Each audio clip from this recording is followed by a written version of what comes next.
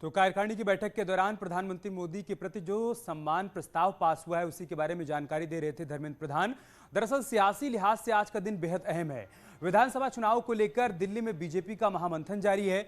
BJP राष्ट्रीय कार्यकारिणी की बैठक में विधानसभा चुनाव को लेकर रणनीति बनाई जा रही है। बीजेपी अध्यक्ष जेपी नड्डा की अध्यक्षता में यह बैठक हो रही है। पीएम मोदी, अमित शाह, सीएम योगी आदित्यनाथ बैठक में मौजूद हैं। वहीं अंबेडकर नगर में अखिलेश यादव की आज रैली है। शामली में जयंत चौधरी दम दिखाएंगे तो उन्नाव में शिवपाल यात्रा के जरिए अपनी पार्टी को मजबूत करने में जुटे हैं। 4 तस्वीरें हम आपको दिखा रहे हैं जो आज की सियासी हलचल के बारे में पूरी जानकारी आपको दे रही हैं।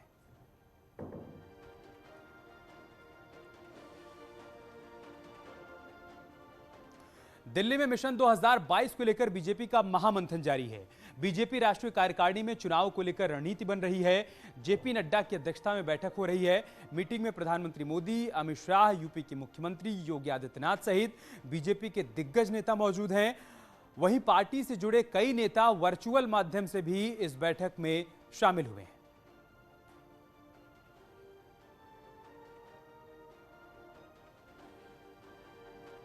और हमारे सहयोगी मेनका इस वक्त लाइव हमारे साथ जुड़ चुके हैं, जो कि सुबह से लगातार इस बैठक पर नजर बनाए हुए हैं। मेनका, अब तक सुबह से अब तक बैठक में क्या कुछ बड़ी बातें रही हैं? पीएम मोदी का धन्यवाद दिया गया है, उनके कार्यकाल को जिस तरीके से जनता ने सराहा है और बीजेपी को उसका फायदा मिला है उसके लिए उनका धन्यवाद ज्ञापित किया गया है। और साथ ही साथ कोरोना काल में चुनौतीपूर्ण तरीके से जिस तरीके से सरकार ने डटकर मुकाबला किया, काम किया, उसके लिए भी धन्यवाद किया गया। क्या अपडेट, क्या जानकारी आपके पास?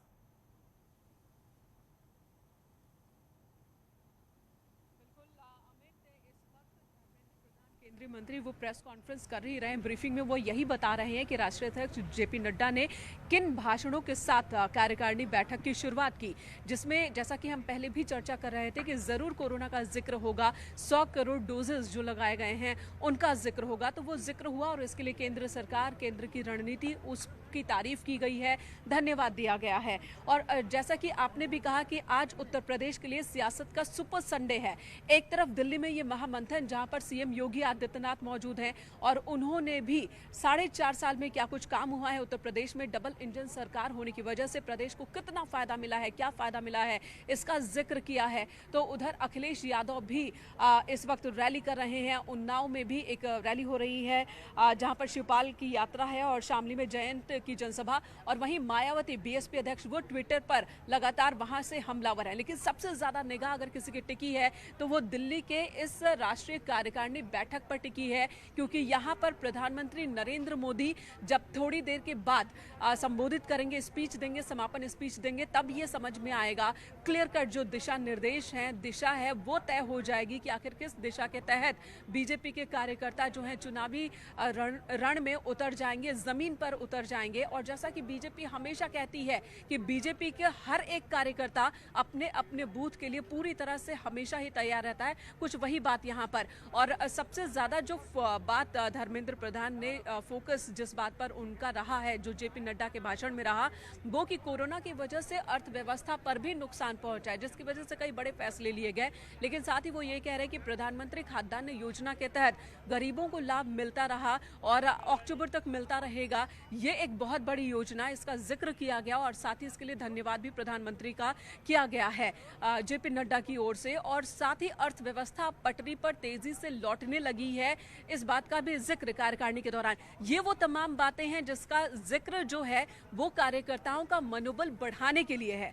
पश्चिम बंगाल, अगर सियासत की हम बात करें, राजनीति की बात करें, तो पश्चिम बंगाल में बीजेपी का जो प्रदर्शन रहा है उसका जिक्र हुआ और इसे प्रदर्शन को लगातार जो बीजेपी के नेता हैं उसे एक बड़ी कामयाबी, बड़ी उपलब्धि के तौर पर बता रहे हैं कि जहां पर बीजेपी की कोई पूछ नहीं थी वहां पर 70 से ज्यादा सीटों पर जीत हासिल कर लेना एक बहुत बड़ी उपलब्धि है। तो वो तमाम बातें जो कार्यकर्ताओं का मनोबल बढ़ाने के लिए और आने वाले विधानसभा चुनाव के दौरान फायदेमंद साबित हो सकती है, एनर्जी बढ़ाने में कारगर साबित हो सकती है, उन सभी मुद्दों को कार्यकारिणी की बैठक में शुरुआत में ही राष्ट्रीय अध्यक्ष जेपी नड्डा ने रखी है। मीटिंग चल रही है, बैठक चल रही है, एक एक कर बारी सबकी आ रही है बोलने की। सीएम योगी आदित्यनाथ अपनी बारी में बोल चुके हैं और लगभग 2:30 से 3 बजे का वक्त कहा जा रहा है जब प्रधानमंत्री का समापन भाषण होगा और वो भी देखना दिलचस्प होगा, क्या खास बातें होंगी उस पर भी नजर हमारी बनी रहेगी। बहुत शुक्रिया मेनका आपका हमारे साथ जुड़ने के लिए, तमाम जानकारी हम तक पहुंचाने के लिए।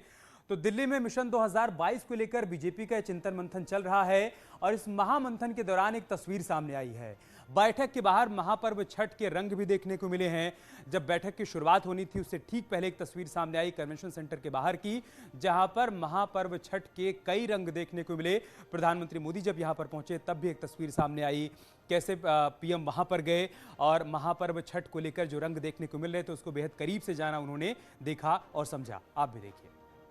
राष्ट्रीय कार्यकारिणी की बैठक में शामिल होने के लिए यहाँ पर कुछ महिलाएं भी हैं। ये सभी महिलाएं पूर्वांचल से है। देखिए, हम तो पूर्वांचली है और ये छठ पर्व हमारे लोक आस्था का पर्व है और पूर्वांचलियों के लिए तो ये महापर्व है। ये तो यूपी, पूर्वी यूपी में और झारखंड में, बिहार में और नेपाल के कुछ भागों में मनाया जाता है। आपसे प्रधानमंत्री ने बात भी की, क्या बात की उन्होंने कहा कि 4 दिन का आप लोग का पर्व होता है, आस्था का पर्व है, बहुत बड़ा है, आप लोग पूरे श्रद्धा के साथ करिए। तो हम लोग छठी मैया से यही कहेंगे कि नरेंद्र मोदी जी की लंबी उम्र करें, देश का हमारा नाम ऐसे ही रोशन होता रहे। छठी मैया फुलवा लोड़ेली अड़उल गुलाब के, छठी मैया फुलवा लोड़ेली अड़उल गुलाब के, मैया दुआरे पीएम जी पुकारे, मैया दुआरे सीएम जी पुकारे, उनहु के दर्शन दे दियाली मुखड़ा दिखा के, उनहु के दर्शन दे दियाली हाथवा उठाई के, छठी मैया फुलवा लोड़ेली अड़उल गुलाब के, मैया दुआरे भगता पुकारे, मैया दुआरे योगी जी पुकारे, योगी जी के दर्शन दे दियाली हाथवा उठाई के। बाहर एक संदेश देने की कोशिश हो रही है पूर्वांचल के लोगों को कि अगर पूर्वांचल के लोगों की कोई आवाज बनता है तो वो पॉलिटिकल पार्टी, वो राजनीतिक दल बीजेपी ही है। ये संदेश देने की कोशिश यहाँ से हो रही है। कैमरा पर्सन नरेश के साथ मैं मेनका चौधरी, न्यूज़ 18 उत्तर प्रदेश उत्तराखंड के लिए। और बीजेपी की बात अब बात करते हैं। समाजवादी पार्टी के अंबेडकर नगर में एसपी की बड़ी रैली हो रही है। अखिलेश यादव रैली को संबोधित करेंगे। लालजी वर्मा समाजवादी पार्टी में आज शामिल हो जाएंगे। रामअचल राजभर भी एसपी में शामिल हो जाएंगे। बीएसपी का गढ़ है जहां पर अखिलेश यादव की आज दहाड़ सुनने को मिलेगी। रैली को संबोधित करने के लिए अखिलेश यादव यहां पर पहुंच चुके हैं। थोड़ी देर बाद उनका संबोधन शुरू होगा। लेकिन खास बात यह है कि बीएसपी के पूर्व प्रदेश अध्यक्ष और लालजी वर्मा आज समाजवादी पार्टी का हिस्सा बन जाएंगे। कुछ समय पहले ही बीएसपी से इनको निकाला गया था, लेकिन अब ये साइकिल पर सवार हो रहे हैं। तो अंबेडकर नगर में अखिलेश यादव की इस बड़ी रैली का आयोजन किया गया है। देखना होगा किन मुद्दों को अपने संबोधन में शामिल करते हैं। लेकिन समाजवादी पार्टी लगातार अपना कुनबा बढ़ा रही है। इससे पहले भी बीएसपी के बागी विधायकों को समाजवादी पार्टी ज्वाइन करवाया गया था और अब रामअचल राजभर और लालजी वर्मा, जो कि बीएसपी का बड़ा चेहरा हुआ करते थे, वो अब समाजवादी पार्टी में शामिल हो रहे हैं। औपचारिक तौर पर आज उनको एसपी ज्वाइन करवाया जा रहा है। मंच पर अखिलेश यादव नजर आ रहे हैं। पार्टी के प्रदेश अध्यक्ष नरेश उत्तम पटेल भी यहां पर मौजूद हैं। समाजवादी पार्टी भी 2022 में सत्ता में वापसी को लेकर अपनी तैयारियों में जुटी हुई है। अखिलेश यादव हर जिले का दौरा कर रहे हैं, रैलियों को संबोधित कर रहे हैं, तमाम नेताओं को समाजवादी पार्टी में शामिल करवा रहे हैं, क्योंकि उनका ये नारा है कि 22 में 22 किल। और साथ ही साथ वो एक बात का और जिक्र करते हैं कि इस बार 400 के पार उनको सीटें मिलने वाली हैं। उनकी पार्टी प्रचंड बहुमत के साथ सत्ता में वापसी करने वाली है। ऐसे में जरूरी है कि पार्टी से ज्यादा से ज्यादा लोगों को जोड़ा जा सके और यही कवायद आज अंबेडकर नगर में भी देखने को मिलेगी।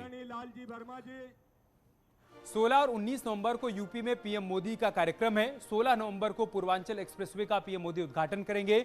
सुल्तानपुर में पीएम मोदी उद्घाटन करेंगे। 19 नवंबर को झांसी आएंगे पीएम मोदी। झांसी के किले में कार्यक्रम का आयोजन किया जाएगा जिसमें वो शामिल होंगे। बुंदेलखंड को करोड़ों की योजनाओं की सौगात भी देंगे पीएम। ये बड़ी खबर हम आपको बता रहे हैं। इस महीने में प्रधानमंत्री मोदी के 2 दौरे होने वाले हैं उत्तर प्रदेश के। सबसे पहले 16 नवंबर को वो पूर्वांचल एक्सप्रेसवे का उद्घाटन करेंगे। लंबे समय से उसका इंतजार किया जा रहा था। योगी सरकार के ड्रीम प्रोजेक्ट में से एक है प्रोजेक्ट, जिसका उद्घाटन करने के लिए पीएम मोदी यहां पहुंचेंगे।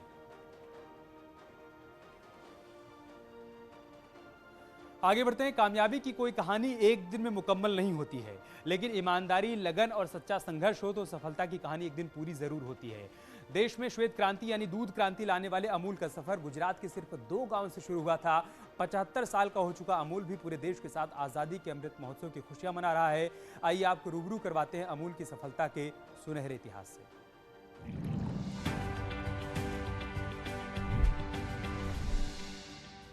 ये दुर्लभ तस्वीर अमूल के कामयाबी भरे सफर को मंजिल की ओर ले जाने वाले 3 प्रमुख हस्तियों की है। डॉक्टर वर्गीस कुरियन ने सही मायनों में भारत में अमूल दूध क्रांति को ऑपरेशन फ्लड तक पहुंचाया। बीच में है त्रिभुवन दास पटेल, जिन्होंने खेड़ा जिला सहकारी दूध उत्पादन संघ लिमिटेड की स्थापना कर क्रांति की नींव डाली। तीसरे महानुभव हैं डेयरी तकनीक के बड़े जानकार डॉक्टर HM दलाया, जिन्होंने अमूल के सफर को तेजी से आधुनिक बनाया। और एक बड़ी खबर फर्रुखाबाद से, जहां पर जिला जेल में बवाल हुआ। पथराव में 30 सिपाही जख्मी हो गए। बवाल में 3 कैदी भी जख्मी हुए हैं। एक कैदी को गोली लगने की खबर है। कैदी को ट्रॉमा सेंटर भेजा गया है। जेल के अंदर हालात काबू में हैं। कई बैरकों के अंदर हंगामा हुआ और इस हंगामे के दौरान 30 सिपाही घायल हो गए हैं। 3 कैदियों को भी चोट आई है। एक कैदी को ट्रॉमा सेंटर रेफर किया गया है। दरअसल कैदी की मौत के बाद यहां पर बाकी कैदियों ने बवाल कर दिया। और चलिए इसके साथ इस बुलेटिन में इतना है, लेकिन खबरें जारी हैं। आप बने रहिए हमारे साथ। नमस्कार।